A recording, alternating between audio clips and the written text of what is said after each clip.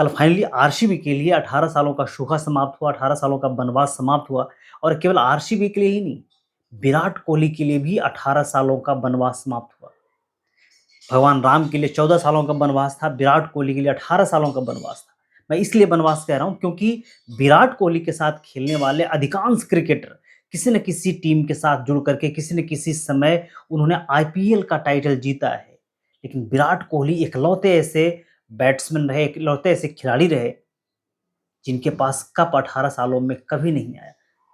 और इसलिए नहीं आया क्योंकि विराट कोहली अलग फ्रेंचाइजी के साथ खेले भी नहीं। लेकिन जब इस आईपीएल टाइटल को जीतने का दिन आया तो पूरी दुनिया पलखें बिछाए हुई थी कि कब विराट कोहली को वो कप मिलेगा। और फाइनली कल की रात विराट कोहली और विराट कोहली के करोड़ों फैंस का सपना पूरा हुआ जो विराट कोहली को आईपीएल का टाइटल जीतते देखना चाहते थे। उन सारे फैंस का विराट कोहली ने शुक्रिया किया, क्योंकि आपको पता होना चाहिए कि सबसे ज्यादा जो डेस्परेट फैन है इस आईपीएल में जो आरसीबी का है, वो इतने उतार चढ़ाव देखे आरसीबी पिछले 18 सालों में। यहाँ तक कि विराट कोहली कई बार आईपीएल की ट्रॉफी दूसरे फ्रेंचाइजी के हाथों में जाते हुए देखे, लेकिन होप नहीं छोड़ा। वो विश्वास ही था जो आज विराट कोहली को यहाँ पर लाके खड़ा किया है, और उसी का इमोशनल अटैचमेंट है जो विराट कोहली से आज मैदान पर देखने को मिला। कई बार कप हाथ आया, मुंह नहीं लगा। वो सारे उतार चढ़ाव को आरसीबी ने झेला, विराट कोहली ने झेला। कई बार विराट कोहली का क्रिटिसिज्म भी हुआ कि इतने बढ़िया खिलाड़ी, इतना बड़ा खिलाड़ी है, एक कप नहीं जीता पा। कई बार तो आरसीबी को चोकर का दर्जा भी दिया गया और उसका लीडर विराट कोहली को बताया गया।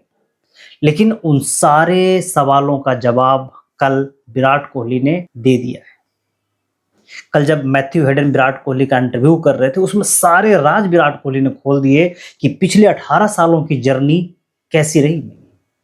विराट कोहली ने कहा कि मैंने आरसीबी के लिए सब कुछ दे दिया है, अपनी जवानी दे दिया आरसीबी के लिए, अपना सारा क्रिकेट कैरियर दे दिया आरसीबी के लिए। फाइनली वो दिन आ गया है जब आरसीबी को मैं कप भी दे रहा हूं। उन्होंने आगे कहा कि अगर आगे जितना भी क्रिकेट मेरे अंदर बचा हुआ है, जो भी मैं क्रिकेट खेलूंगा वो मैं आरसीबी के साथ ही मैं खेलूंगा। उन्होंने एक बात और कही, उन्होंने कहा कि जब कप नहीं जीत पा रहे थे तो कई मौकों पे ऐसा लगा कि हमें दूसरा फ्रेंचाइजी पकड़ लेना चाहिए, लेकिन अंदर की जो जमीर है वो जवाब नहीं दे रही थी। कहा कि नहीं, इसी के साथ। तभी तो बेंगलुरु के जो फैंस हैं, आरसीबी के जो फैंस हैं, वो विराट कोहली को एक अलग रूप में देखते हैं और इतने डेस्परेट फैन है आरसीबी के। विराट कोहली ने आगे कहा कि जो कप आज हाथ लगा है, जो कप आज हमने जीता है, उसमें केवल मेरा योगदान नहीं है, उसमें क्रिस गेल का उतना ही योगदान है, उसमें एबी डिविलियर्स का उतना ही योगदान है। सब साथ मिलके कप के सपने देखे थे। भले आज वो नहीं खेल रहे, टीम का हिस्सा नहीं है, लेकिन आज अगर देखेंगे तो क्रिस गेल भी थे, एबी डिविलियर्स भी थे। विराट कोहली ने एक स्पेशल रिक्वेस्ट भी किया था कि मैं डैशबोर्ड पे एबी डिविलियर्स को बुलाना चाहूंगा, और वो आए भी।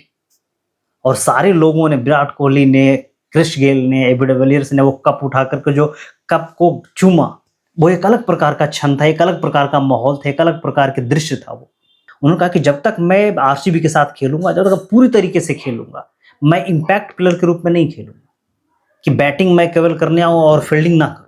नहीं, मैं पूरी तरीके से ग्राउंड में रहना चाहता हूं और मैच में इन्वॉल्व रहना चाहता हूं। जैसा कि आपने देखा होगा कि जो पहला क्वालिफायर था वहां पे पंजाब किंग्स और आरसीबी भिड़ी थी, वहां पे रजत पाटीदार से ज्यादा कप्तानी कर रहे थे विराट कोहली।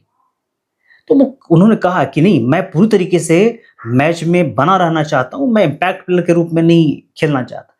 उन्होंने कहीं ना कहीं रोहित शर्मा की ओर इशारा किया कि रोहित शर्मा इंपैक्ट प्लेयर के रूप में इस बार खेल रहे हैं, वो पूरी तरीके से गेम से बाहर हैं। और उसी का नतीजा था कि एमआई सेकंड क्वालिफायर पंजाब से खेल करके बाहर हुई। अगर रोहित शर्मा होते ग्राउंड पे तो मैच का एक अलग परिणाम हो सकता था, क्योंकि रोहित शर्मा के पास 5 टाइटल जिताने का अनुभव है।